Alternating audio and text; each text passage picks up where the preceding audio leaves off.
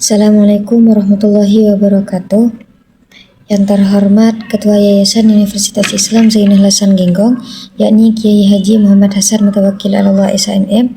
Yang terhormat Rektor Universitas Islam Zainul Hasan Genggong, yakni Bapak Abdul Aziz Wahab BAMAG. Yang terhormat Dekan Fakultas Tadris Umum, yakni Ibu Wahyu Lestari MPD. Dan yang terhormat Kaprodi Tadris Bahasa Indonesia, yakni Ibu Maufiratul Hamdiah MPD. Dan yang terhormat dosen pengampu mata kuliah studi hadis, yakni Ibu Qurratul Aini MPD, dan juga teman-teman Tadris Bahasa Indonesia yang kami banggakan. Langsung saja saya di sini akan menjelaskan tentang cabang-cabang ulumul hadis. Nah, yang pertama, ulumul hadis itu merupakan ilmu yang mempelajari tentang segala hal yang berkaitan dengan hadis Nabi Muhammad SAW, baik itu dari segi periwayatan, perawi, hadis, sanad maupun kualitas dari hadis tersebut, sehingga kita bisa memahami dan mengamalkan hadis yang benar dan bisa dijadikan hujah. Nah, yang pertama di situ ada ilmu rijalul hadis. Ilmu rijalul hadis di sini membahas tentang biografis si perawi. Nah, baik di situ membahas baik itu dari mulai dari nama, asal, guru, murid, akhlak hingga kejujuran si perawi tersebut. Nah, tujuannya itu agar kita dapat memastikan bahwa hadis yang diriwayatkan oleh si perawi tersebut merupakan hadis yang benar-benar bisa dipercaya. Misal, dalam hadis yang diriwayatkan oleh Imam Bukhari melalui perawi Imam Malik bin Anas. Nah, di situ dalam ilmu rijalul hadis, Imam Malik dikenal sebagai perawi yang adil, terpercaya kedebitannya dan juga hafalnya yang sangat kuat. Nah, sehingga hadis yang diriwayatkan oleh Imam Malik bin Anas di sini memiliki nilai yang sangat tinggi. Nah, yang kedua adalah ilmu mustalah al-hadis.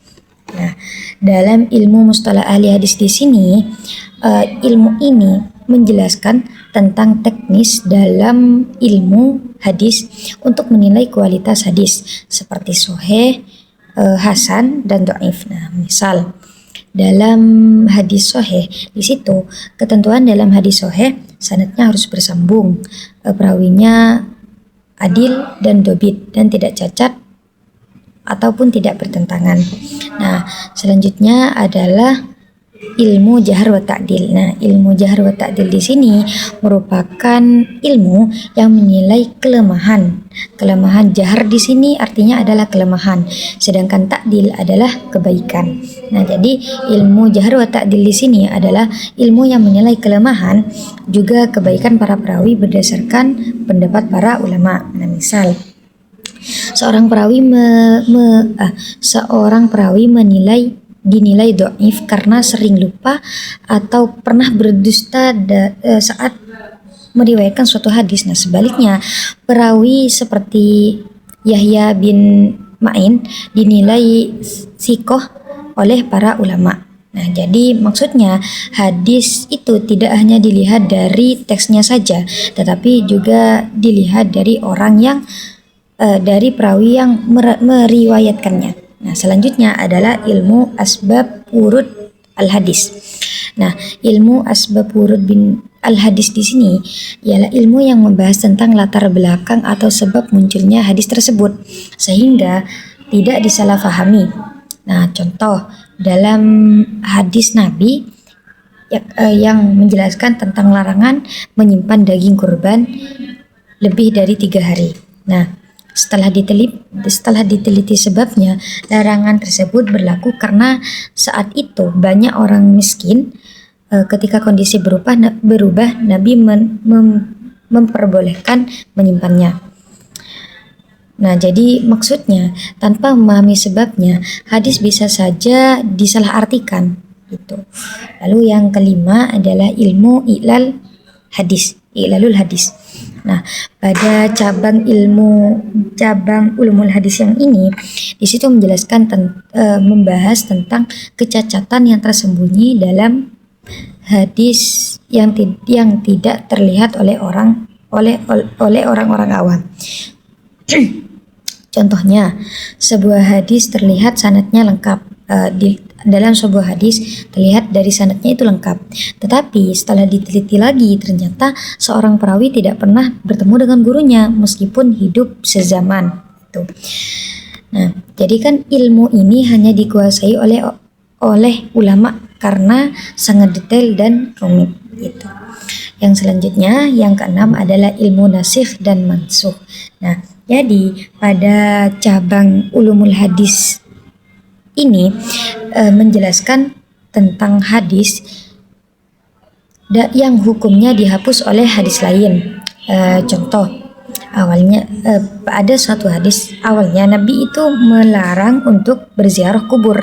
Nah, kemudian larangan tersebut dihapus dengan hadis yang mana hadis itu menjelaskan berbunyi, dahulu ada orang yang melarang kalian ziarah kubur. Nah, sekarang berziarahlah. Nah, jadi kesimpulannya hukum Islam berkembang sesuai tahapan dan tidak semua hadis berlaku sepanjang masa atau sepanjang zaman. Dan yang ketujuh adalah ilmu gharib al-hadis. Nah, gharib sendiri itu artinya adalah asing. Nah, tapi ilmu gharibul hadis di sini menjelaskan tentang kata-kata asing atau yang jarang digunakan dalam hadis. Contoh, pada kata al-qaswarah dalam hadis yang artinya singa atau pemburu. Nah, tanpa ilmu ini makna hadis itu bisa keliru dalam pemahamannya. Contohnya dalam kata al-qaswarah di situ artinya adalah singa dan pemburu. Jadi jika seandainya kita tidak memahami tentang ilmu gharibul hadis dalam cabang-cabang ulumul hadis, kita tidak bisa tidak bisa menafsirkan hadis secara benar. Kita bisa saja menyalah artikan atau bisa salah memahami dalam memahami suatu hadis. Nah, jadi kesimpulannya, ilmu gharib itu membantu kita untuk memahami bahasa hadis secara tepat. Nah, selanjutnya adalah ilmu mukhtalif al-hadis. Nah, jadi pada ilmu mukhtalif al-hadis di sini, membahas tentang hadis-hadis yang tampak bertentangan, tetapi tidak dikompromikan. Contohnya, hadis yang menyebutkan Nabi berwudu setelah makan. Nah, sedangkan hadis lain itu menyebutkan bahwa Nabi tidak berwudu setelah memakan. Nah, jadi setelah dikaji lagi, ternyata hadis yang pertama yaitu hadis yang menyebutkan bahwa Nabi itu berwudu setelah memakan. Nah, ternyata hadis itu untuk makanan tertentu, sedangkan hadis yang kedua itu untuk kondisi biasanya. Nah, jadi kesimpulannya, hadis tidak boleh dipahami secara terpisah tanpa kajian yang benar-benar mendalam. Nah, selanjutnya adalah ilmu fanil mubhamat. Nah, penjelasan ini pada cabang ulumul hadis ini, ilmu fanil mubhamat ini menjelaskan bahwa orang yang tidak disebutkan secara jelas dalam hadis, menjelaskan tentang orang itu tidak disebutkan secara jelas dalam hadis. Contohnya, dalam suatu hadis ada yang mengatakan seseorang datang kepada Nabi Muhammad. Nah, di situ kan orangnya tidak disebutkan, hanya menjelaskan seseorang datang kepada Nabi Muhammad. Nah, ilmu ini menelusuri siapa sih seseorang yang disebutkan dalam hadis tersebut. Nah, agar sanad dan matan hadis bisa terlihat lebih jelas. Nah, jadi ilmu ini membantu melengkapi informasi yang samar dalam suatu hadis. Jadi dari contoh-contoh tersebut dapat kita simpulkan bahwa cabang-cabang ulumul hadis itu berfungsi untuk menjaga keaslian suatu hadis dan juga mencegah kesalahpahaman kita dan memastikan bahwa